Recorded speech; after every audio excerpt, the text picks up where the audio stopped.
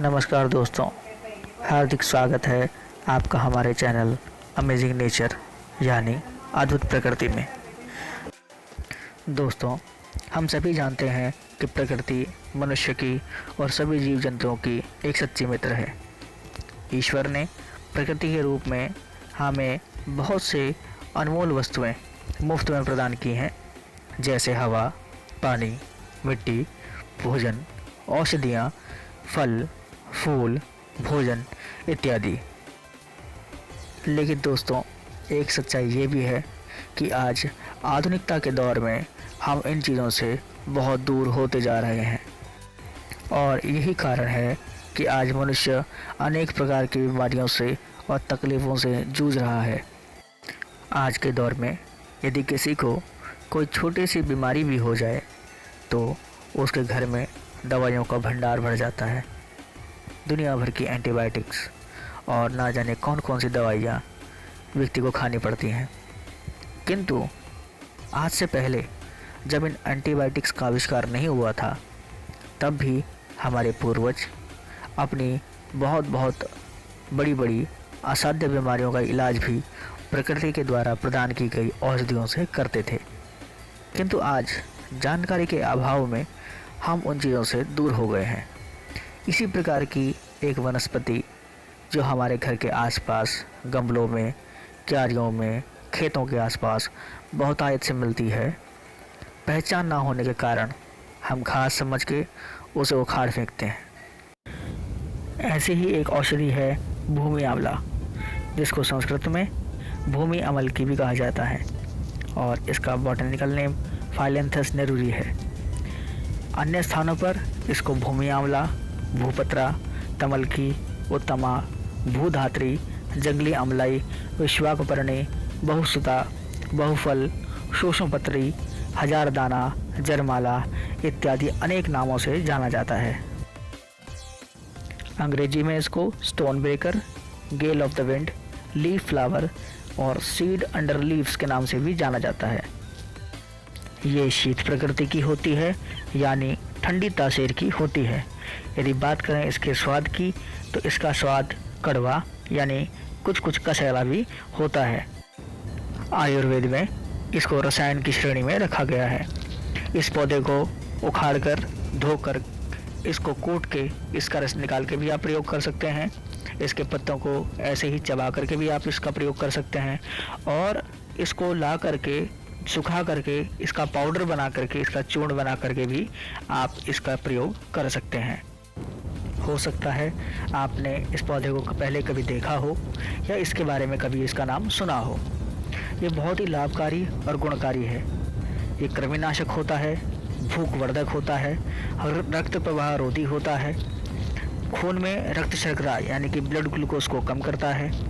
जिस व्यक्ति को बीपी की शिकायत है, ब्लड प्रेशर की बढ़ा रहता है, उसके भी ब्लड प्रेशर को ये कंट्रोल करता है। इसमें एंटीवायरल गुण होते हैं। ये रेचक होता है, पीड़ानाशक होता है, ज्वरनाशक होता है, स्फूर्तिदायक होता है और मूत्रवर्धक भी होता है।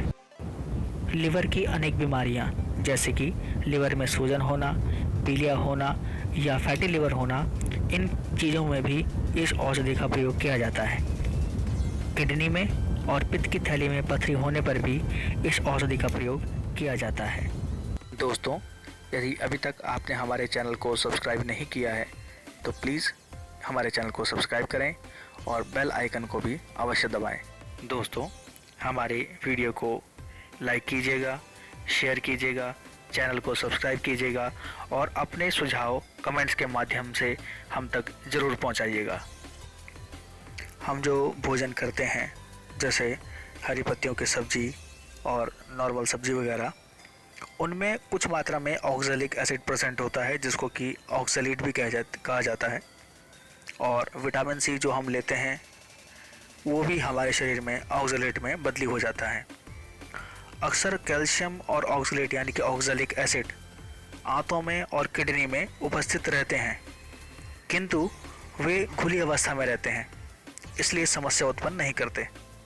किंतु यदि शरीर में पानी की मात्रा कम हो या ऑक्सैलेट की मात्रा ज़्यादा हो जाए तो फिर यह ऑक्सैलेट कैल्शियम आयरन या अन्य खनिज तत्वों के साथ मिलकर क्रिस्टल बन जाते हैं और किडनी और गॉल ब्लैडर यानी कि पित्त की थैली आदि में जमा हो जाते हैं, जो कि इन्फेक्शन या अन्य समस्याएं उत्पन्न करते हैं।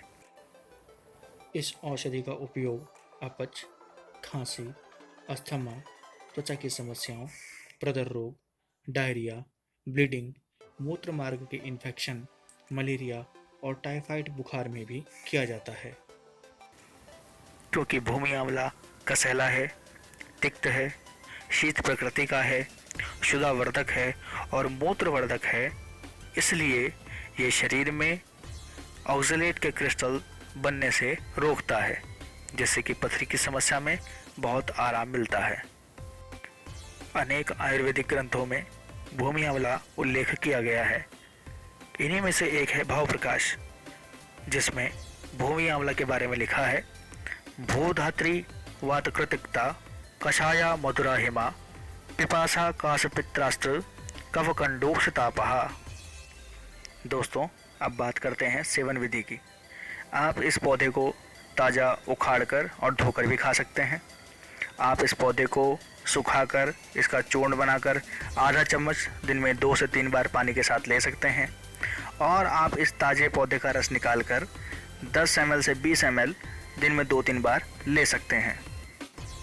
लेकिन दोस्तों, सेवन से पहले एक बार किसी आयुर्वेदाचार्य या किसी वैद्य जी से या अपने आसपास किसी आयुर्वेदिक जानकार से इस औषधि के बारे में, सेवन विधि के बारे में ज़रूर बात कर लें कि किस प्रकार से आपको कब और किस समय कितनी मात्रा में ये खानी है। वीडियो को अंत तक देखने के लिए बहुत बहुत धन्यवाद।